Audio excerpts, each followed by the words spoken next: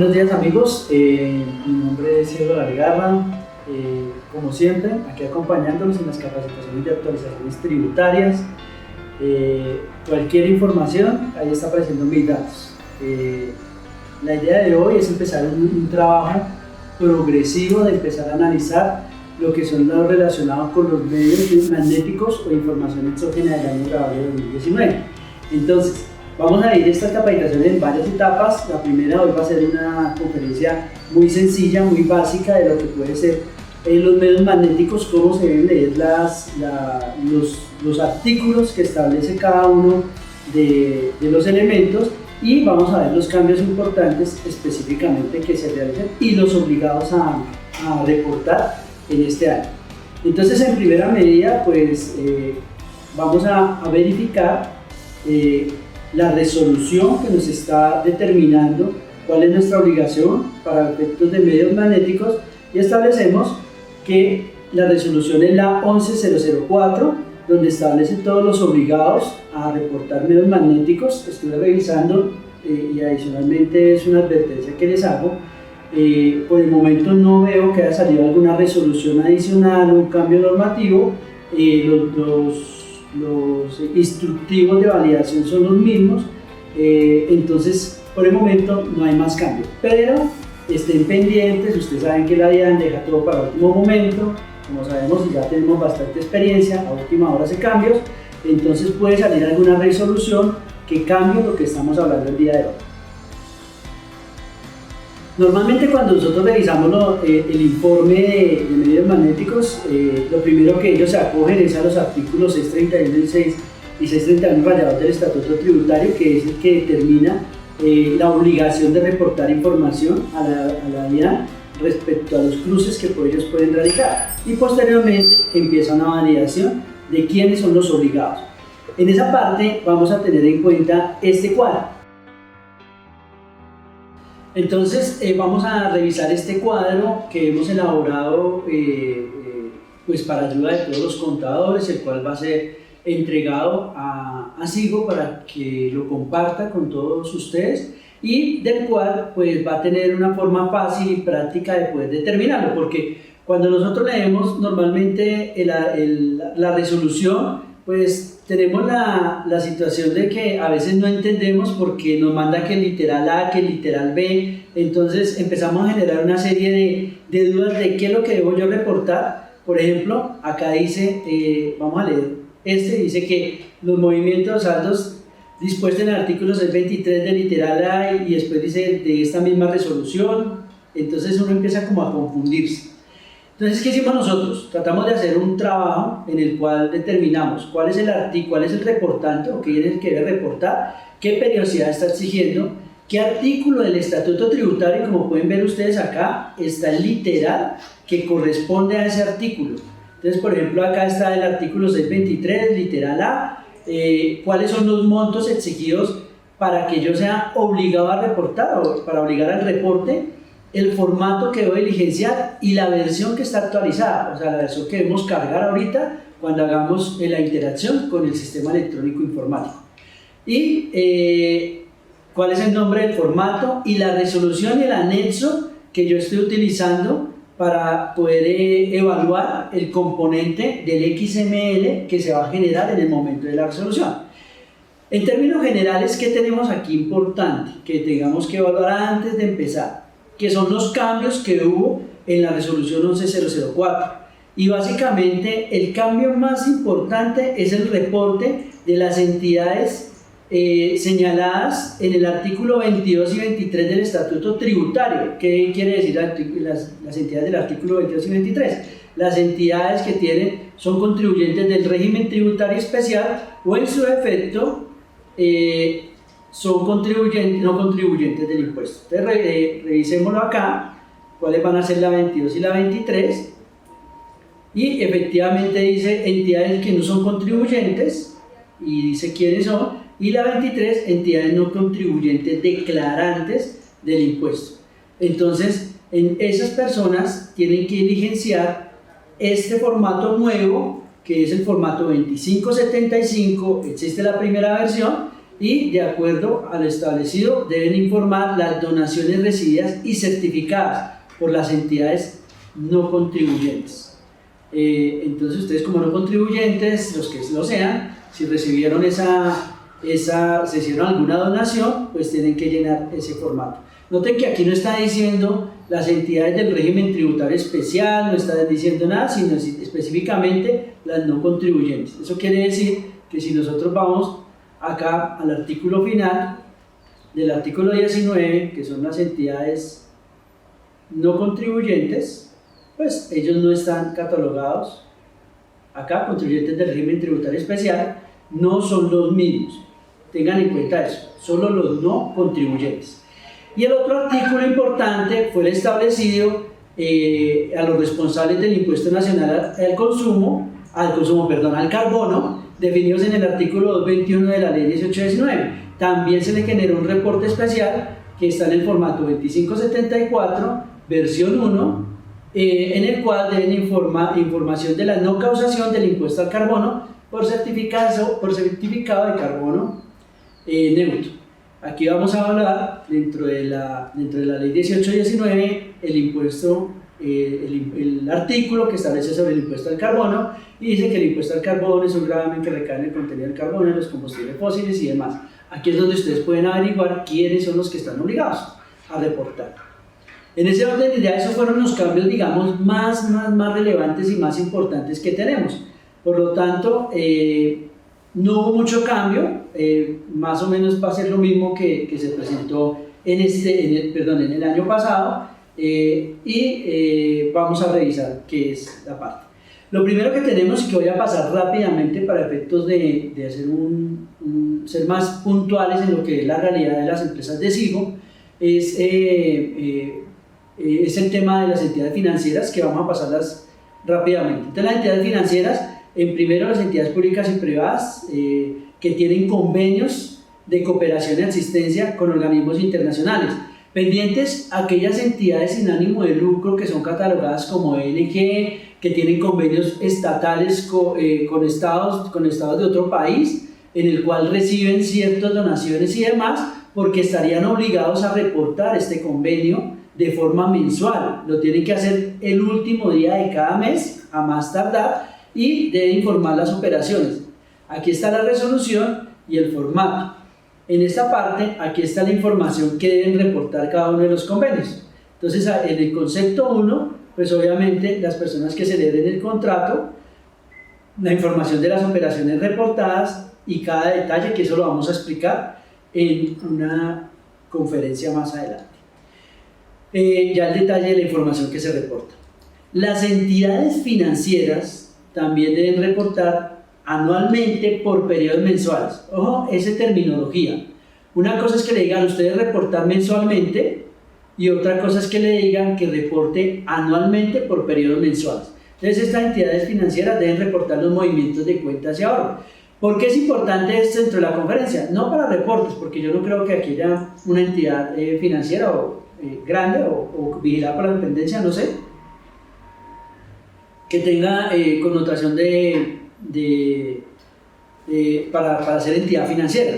Pero, ¿qué nos importaría en este tema? Los montos en los cuales está reportando. Dice que si el monto es superior a 1 millón de pesos o el saldo final es a 1 millón de pesos, yo tengo que reportar todos los movimientos de esa cuenta de ahorros de la persona. ¿Eso qué implica? Que cuando tengamos que elaborar las rentas de personas naturales, pues ahí vamos a determinar, que ya lo hemos tenido, pues que automáticamente la persona va a ser reportada por el banco sobre todos sus movimientos, teniendo en cuenta el tema de presunción de ingresos, pendientes con ese tema también. No siempre estamos indicando que por efectos de que yo tenga un movimiento de cuenta corriente grande, per se ya tengo que pagar impuesto por ingresos. No, es una presunción de ingresos que tendrá que justificarse en su momento. También deben reportar información de inversiones o CDTs. Todas las inversiones en CDT se deben reportar, porque aquí estoy diciendo que el monto del reporte es a cero. Deben reportar en periodos mensuales los depósitos de títulos, valores o rendimientos, también todos. Deben reportar los consumos en tarjetas, que es el mismo movimiento. Y aquí es un tema importante, ¿no? porque puede generar también, he visto que a veces toman también los consumos en tarjetas de crédito más los movimientos bancarios y los reportan como si fueran ingresos, siendo que a veces, en la mayoría de casos, el consumo de tarjetas de crédito pues obviamente se basa en un pago de una tarjeta de crédito que se hizo a través de la cuenta de ahorros o corriente y por lo tanto estarían reportando un doble pago. Ventas de tarjetas de crédito, ventas con tarjetas de crédito, préstamos bancarios otorgados, administradores de fondos de inversión colectiva y fondos de pensiones en validez. Esos ya son los fondos de pensiones que tienen que reportar los obligatorios y los voluntarios, todos los movimientos relacionados. Estos todavía no están saliendo en los reportes de la DIAN, digamos cuál fue el aporte, cuál fue el movimiento, todavía no está saliendo esta información, pero ellos ya la tienen. Los fondos de cesantías también deben reportar sus movimientos, teniendo en cuenta también los cambios establecidos precisamente en la Ley 1943, la Ley de Financiamiento, y que fue ratificada en la Ley 2010 de 2019. La Bolsa de Valores también debe hacer su reporte de movimientos, los comisionistas de bolsa, los fideicomisos y ingresos recibidos a cargo de ese fideicomiso. Como pueden ver, ahí tenemos lo que son prácticamente las entidades, digamos, financieras relacionadas con su reporte. Ahora sí empecemos en forma con lo que realmente debemos reportar las personas, digamos, el común del comercio, las personas que estamos manejando ya diferentes entidades privadas y demás para el tema de reportes. Entonces, como les indico, acá en la primera parte dice que es el reportante. Dice que las personas naturales, personas jurídicas y demás, entonces vamos a hablar del formato 1001, que todos ya lo conocen, ya vamos en una versión 10 de ese formato, que la versión 10 es la que incluyó el impuesto al consumo en el periodo pasado, y en ese formato dice que deben reportar los literales D, E, F y H. Entonces yo me voy a la resolución, artículo primero, y revisamos cuáles son ese artículo primero, quiénes son los que deben reportar.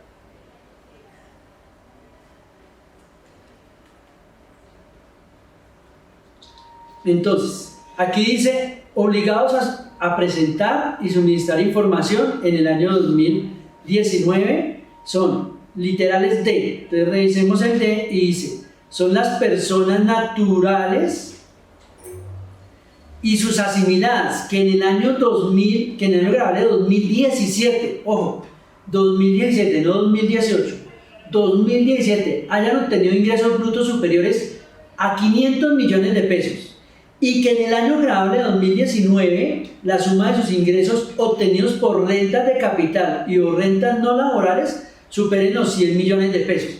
Y aquí se hace la primera pregunta que todo el mundo me hace en las consultas. Venga, yo soy una persona que mis ingresos fueron estrictamente por salarios y tuve un ingreso de 500 millones, de 501 millones de pesos. ¿Estoy obligado a reportar medios magnéticos? Revisamos la declaración del año 2017, no superaba el tope de los 500, entonces le digo, no está obligado. Le llegó el persuasivo de la DIAN. Dicen, vea, me llegó el persuasivo de la DIAN y me está diciendo que sí debo hacerlo. Hay dos opciones. Contéstele el persuasivo a la DIAN, independiente que sea un persuasivo, hace un PQR diciendo me llegó un persuasivo, pero quiero aclararles que mis ingresos fueron como rentas. Obviamente, en la declaración de renta debe decir que son rentas de trabajo y por lo tanto no estoy obligado.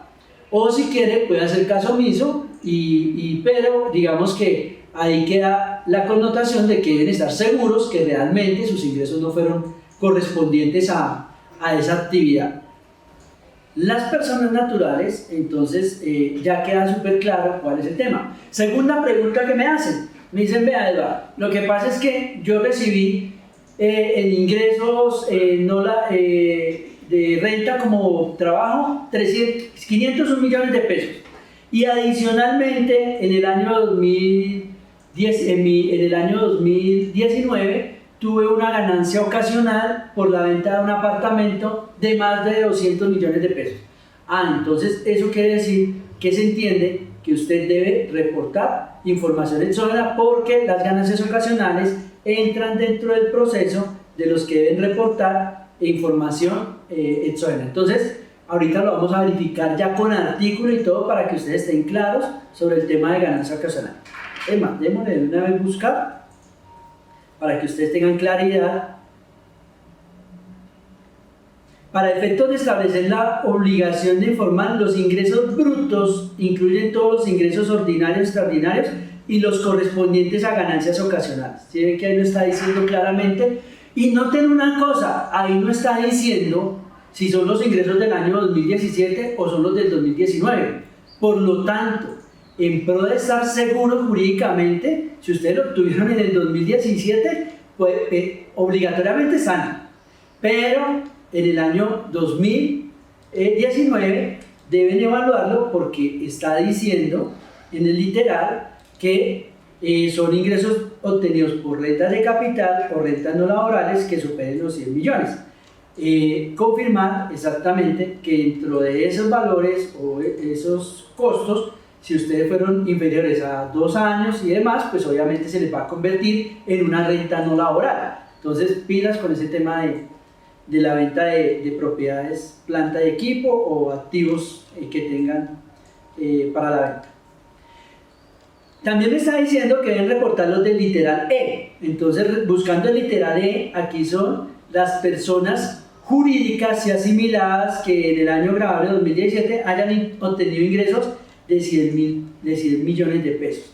Aquí es donde siempre yo hago un juego con ustedes, en mis conferencias de medios magnéticos siempre hago, y empiezo a determinar, bueno, ¿qué formatos debo diligenciar? Entonces, si yo soy una persona que tuvo ingresos superiores a 100 millones de pesos, automáticamente ya tengo que reportar el primer formato. Sin analizar los demás formatos, sin analizar las demás obligaciones por el momento, entonces, entre comillas, ahorita estaríamos diciendo, digo entre comillas porque más adelante sí sea la obligación, hasta el momento de lo que hemos analizado, diríamos que si yo no tuve ingresos, pues no estoy obligado a reportar nada, ¿cierto? Pero vamos al otro literal y verán lo que pasa, que es el literal F. Dice, el literal F son las personas naturales y sus asimiladas que perciban rentas de capital y rentas no laborales, ¿sí? Pilas con eso.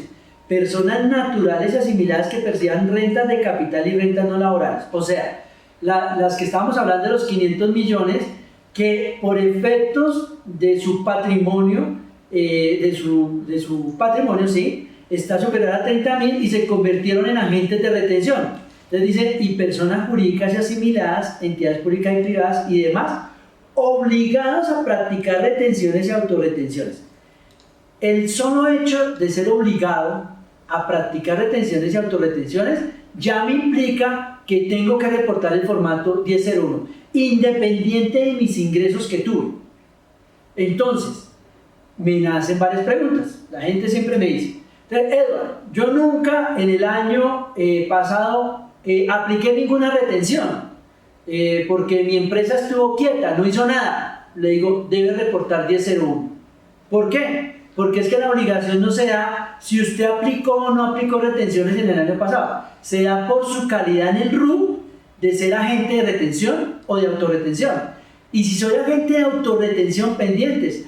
Autorretención. ¿Quiénes hacen autorretención? Cualquier persona que esté obligada a que cumpla, digamos, estos requisitos como persona natural y cualquier persona jurídica. Es decir, todas las personas jurídicas y asimiladas y las personas naturales que son agentes de retención deberán reportar el formato 1001 independiente de los ingresos o del literal D y E. Entonces, esa es una de las cuestiones importantes que tenemos que revisar en esta parte.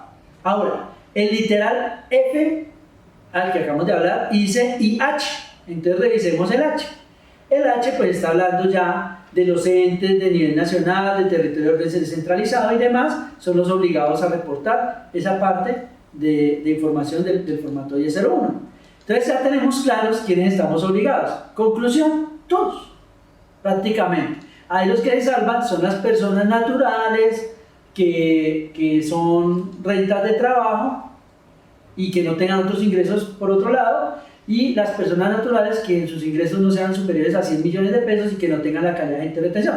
De resto, en mi concepto, todo el mundo entra a reportar. Y aquí vienen los otros literales, que es donde nos confundimos. ¿Qué literales debe reportar? Entonces aquí dice, repórteme el literal B y E.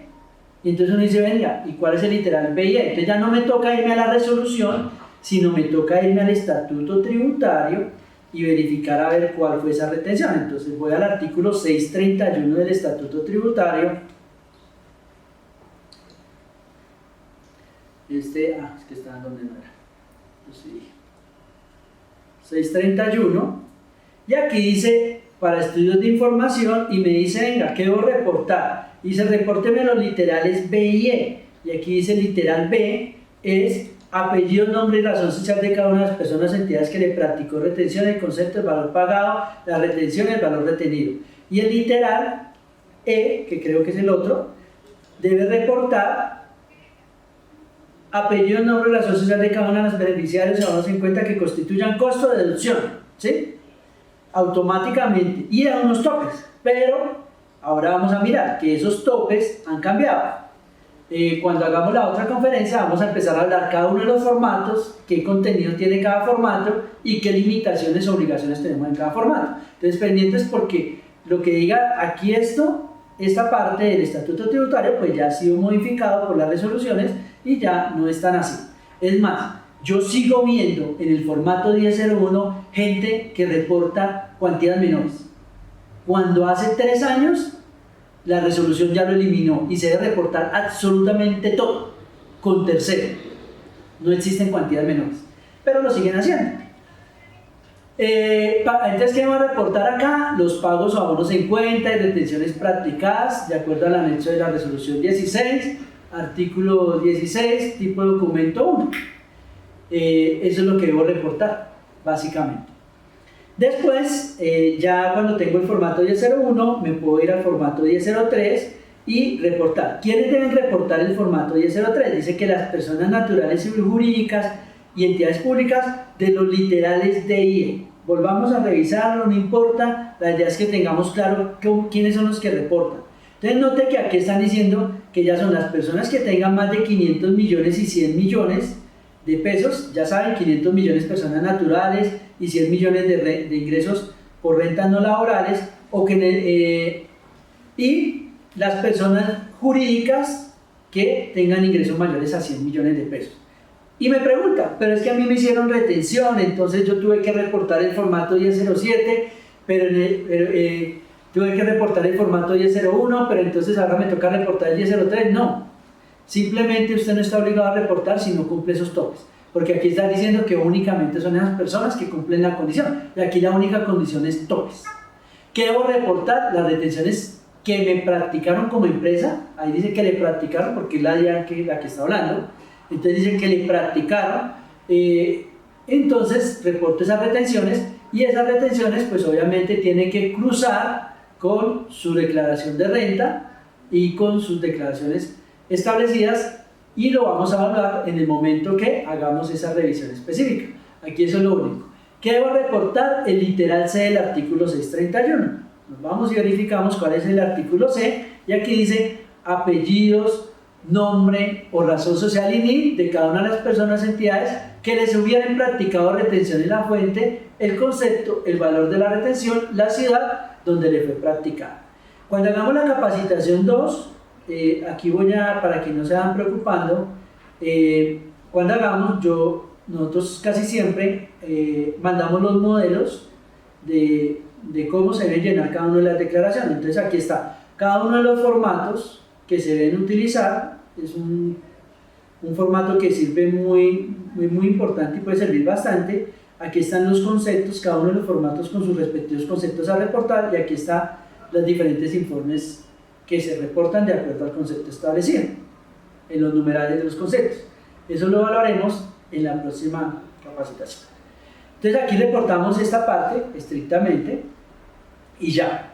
Después dice acá el formato 1004, descuentos tributarios solicitados. ¿Quiénes lo deben reportar? Literales D, E y F. O sea que lo debe reportar D, las personas de 500 y 100 millones de pesos, de acuerdo a lo que hablamos. E, las personas de 100 millones de pesos. Y F, las de retención. En pocas palabras, estamos hablando que para efectos de personas jurídicas, todo el mundo debe reportar. Pregunta, ¿cuántos reportes llevamos ya? Si es una persona jurídica, 2. Formato obligatoriamente, ¿no? En cualquier caso, simplemente por el hecho de existir. 1001, si por ser agente de retención, y 1003, simplemente por el hecho de ser agente de retención también. Ahora vamos al formato 1005, que el formato 1005 es el impuesto a las ventas por pagar descontable. En el formato 1005, ¿quiénes deben reportar? Ya lo estamos memorizando un poquito, ¿cierto? El formato el literal de IE, pues son las personas de 500 millones y 100 millones de rentas no laborales, y el E son las personas las jurídicas mayores a 100 millones. Noten que aquí y acá en el formato nosotros estamos diciendo los montos, ¿no? Para que lo tengan claro. Entonces no necesitamos irnos hasta la resolución, que es lo que yo quiero evitarles a ustedes en su trabajo. Ustedes viendo este cuadro, pues automáticamente ya tienen toda la información y no necesitan estar verificando a ver dónde me toca ni nada de eso. Entonces aquí el monto son personas que son de 500 millones, 100 millones, no laborales y ya. ¿Y qué debe reportar? Pues el impuesto a las ventas descontable. Preguntas que me nacen respecto a eso. La primera, me dicen, Edward, pero es que yo dentro de mi información yo hago prorrateo de IVA, entonces parte de mi prorrateo se va como impuesto asumido en el formato 1001 y parte se va en el 1005 como IVA descontable, pero yo no superé los 100 millones de pesos. Entonces le digo, bueno, entonces no está obligado a reportarlo, ¿sí? Pero es que a la DIAN no le da cuadrar. Problema de la DIAN, eso no es un problema de nosotros. Nosotros simplemente cumplimos el formato. Y el formato me está diciendo que yo debo reportar el impuesto asumido en el 1001 y el impuesto descontable en el 1005. Entonces ahí ya la DIAN pues tendrá que mirar qué hace. Pero, segunda pregunta, yo debo reportar entonces, como tengo todos mis ingresos y todos mis IVA son asumidos, ¿debo reportar el 1005? Pues no. Si no tiene movimiento, si no tuvo operaciones y nada, pues no debe reportar absolutamente nada. En el formato 1006, que es el formato del impuesto a las ventas a pagar y el impuesto al consumo, debo reportar los literales de IE, o sea, volvemos al mismo caso, las personas que tienen 500, 100 millones de pesos naturales y jurídicas 100 millones de pesos. ¿Qué deben reportar? Pues nombres, apellidos, ya miramos el formato, cómo es que nosotros lo vamos a enviar a ustedes en el momento que hagamos la segunda capacitación. ¿Y qué va a reportar? Pues esa parte. Ya van en la versión 8, aquí están los instructivos y el tipo de tabla que debe utilizar. Bueno, acá también hasta le colocamos la tabla. La tabla que debe utilizar es tipos de documento y que se debe manejar. Entonces está la tabla 1, que es registro civil, tarjeta de identidad, cédula de ciudadanía, tarjeta de extranjería, NID, pasaporte, sin identificación del extranjero con 42 y sin identificación del extranjero o uso de la DIAN, el numeral 43. Y tabla 2, que es otra, que es el registro civil de nacimiento, tarjeta de identidad, cédula de extranjería, NID, pasaporte y tipo de extranjero. Noten acá que ya no sale el 43 y esa sería la tabla 2. O sea que la tabla 1 y tabla 2, la diferencia es que no va el NID de la DIAN, el código para NID establecido por la DIAN. Entonces, así es que se maneja. Después sigue sigue el reporte del formato 1009, 1007, que es ingresos recibidos. En esos ingresos recibidos vamos a reportar los literales de IE, ya saben ustedes, o sea, aquí ya se vuelven ustedes expertos de cuáles son los literales y va a estar el cuadro, reportan ingresos y aquí están los formatos que deben manejar. Como podemos ver, ya tenemos el formato, entonces, en lo que llevamos estamos obligados las personas jurídicas al 1001 y el 1004. De resto es solo si cumplimos topes. Los topes son de 100 millones de pesos. Pues yo creería que la mayoría, 100 millones de pesos, la mayoría lo cumple, ¿no? Entonces es muy difícil que alguna persona no reporte. Bueno, ahí entonces vamos con el 1008. Como vemos, ya solamente tenemos dos obligatorios, ¿no? Por el momento vamos con el formato 1001 y vamos con el formato 1004 como obligatorios para todo el mundo, ¿sí? Y el resto debe cumplir topes, que son los 100 millones de pesos. La mayoría de empresas yo creo que lo cumplen, pero pues obviamente así lo establece la DIAN. En esta parte vamos con el 1008, que es el de cuentas por cobrar, y de una vez analicemos el 1009 por cuentas por cobrar. Ellos tienen que reportar los topes que tengan mayores a las personas que sean de 500 y 100 millones de pesos, y reportarán de acuerdo al literal I y al literal H del artículo 631 de forma anual. Y aquí están la resolución para los anexos que se podrán evaluar de acuerdo al formato que nosotros estaremos enviando. Después sigue el formato 1010. Este formato es un formato que casi todo el mundo tiene dudas, y de esas dudas el 50% lo diligencia en forma inadecuada, pero lo vamos a hablar bien cuando hagamos la otra. Aquí, ¿quiénes deben reportar? Pues deben reportar las personas jurídicas, cooperativas y fondos de empleados obligados a suministrar información del literal E. ¿Qué es el literal E? Pues solamente, como estamos hablando de personas jurídicas, son 100 millones de pesos. Y también me hacen preguntas. Venga, es que yo soy una SAS, pero yo soy el único accionista. Pues tienen que reportarlo porque usted es una entidad jurídica. Lo que pasa es que yo soy una persona natural, pero tengo inversiones en una empresa y esa tengo que reportarla acá. No está obligado. Aquí reportan mi capital, mis aportes que están determinados en mi patrimonio o en mi capital de la sociedad. Entonces no estoy obligado a reportar en ese caso, más no obligado si yo tengo una inversión. No son las inversiones que yo tengo. ¿Cuándo debo reportar? Pues la información de los socios, accionistas y comuneros, de los aportes que tengan cada uno de ellos al 31 de diciembre de 2019. En el literal 1011, aquí dice literal DEF, o sea que quiere decir que deben reportar en el F. Revisemos el F acá. Las personas que hacen retenciones y autorretenciones, eso quiere decir que estamos reportando absolutamente todos. Términos que llevamos 1001, 1004 y 1011. Por el solo hecho de existir como empresa, ya estamos obligados a reportar 3 formatos. Por eso es que cuando van a liquidar, van a cancelar el RUT, la DIAN les dice: regáleme, usted nos reportó información exógena en tales y tales años. No, es que no estaba obligado. No, señor, sí estaba obligado. Por el hecho de existir, estaba obligado mínimo a 3 formatos. Entonces usted tiene que certificarme como revisor fiscal que no tuvo ningún movimiento para no reportar este formato 1011, o para no haber reportado el 1001 o haber reportado el 1004. Algo tuvo que haber hecho, ¿sí? Por ejemplo, en el 1004, mínimo pagar el impuesto de renta por renta presuntiva. Ya, con eso tiene el 1001, ¿sí? Por el 1011, pues yo debo reportar otra serie de información. Alguna tendrá que cruzar, o alguna información de pronto, porque debo reportar de pronto, no sé, no me viene ahorita nada a la cabeza, un descuento tributario, alguna cuestión que se pueda generar respecto a los literales que están generando. Pero mínimo yo voy a reportar uno. No cabe en mi cabeza que yo diga que en todo el año no tuve retenciones, no tuve nada. Tendría que ser una empresa que su capital fiscal sea 0, no tuvo absolutamente ningún movimiento y presentó sus declaraciones de renta cada año perfectas para que todo es 0, 0, 0, 0 y no tuvo ningún movimiento. Esa es la única opción que yo veo que se puede presentar. Entonces usted reportará pues la información de las declaraciones que está en la resolución 54. El año pasado tuvo muchas modificaciones. Aquí están todas las modificaciones: 24.3, 24.4, todo eso es lo que tienen que reportar, y tipo de documento no aplicaría en ese caso.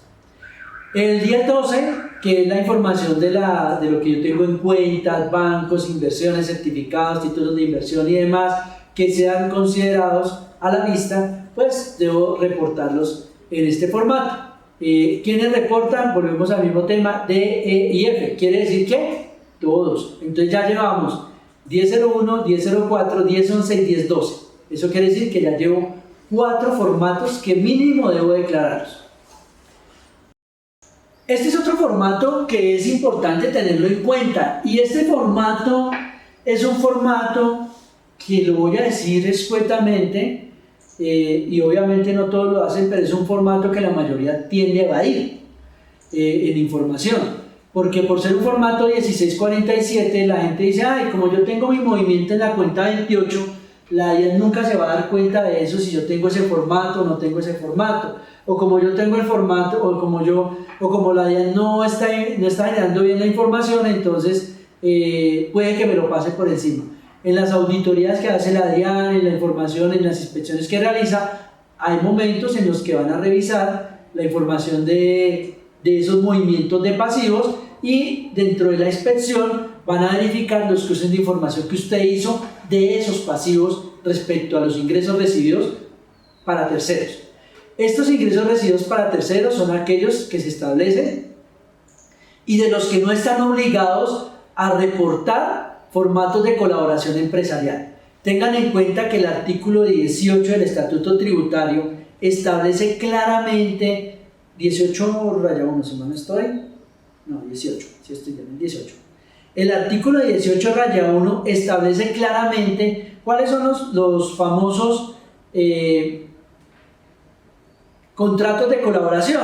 Dice los contratos de colaboración tales como consorcios, uniones temporales, el joint venture, cuentas en participación, son los que ellos consideran, y demás, porque aquí entran contratos de colaboración.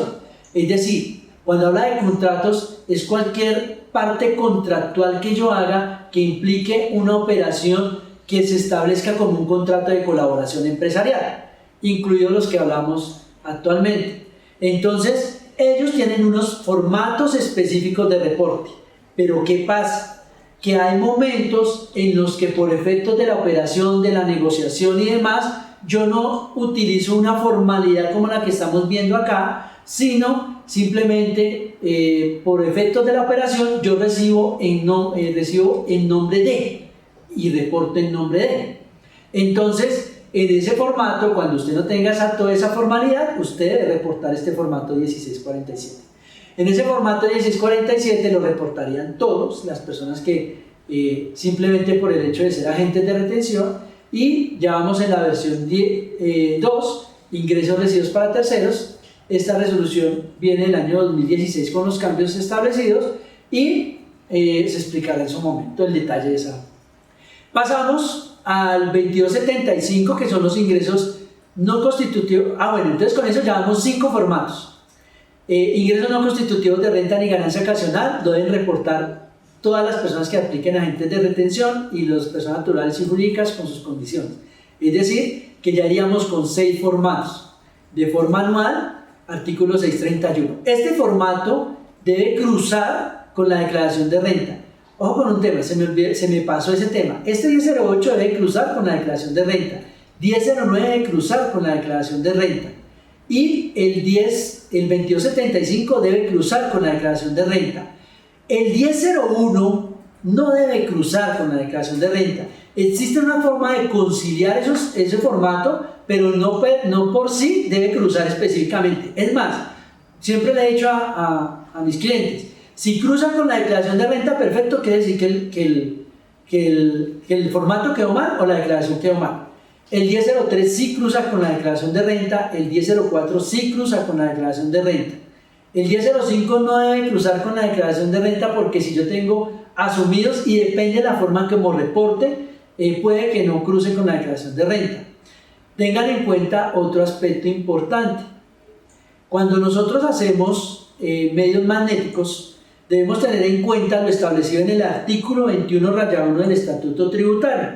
Yo aquí voy colocando todo la normatividad para que ustedes vean que no es una cuestión que uno lo diga por molestar, sino que realmente es una obligación que se tiene que cumplir, ¿sí? Y dice acá, para determinar el impuesto a la renta, el valor de los activos pasivos, patrimonio, ingresos, costos y gastos, los sujetos pasivos de este impuesto obligados a llevar contabilidad aplicarán los sistemas y reconocimientos de conformidad con los marcos técnicos contables vigentes.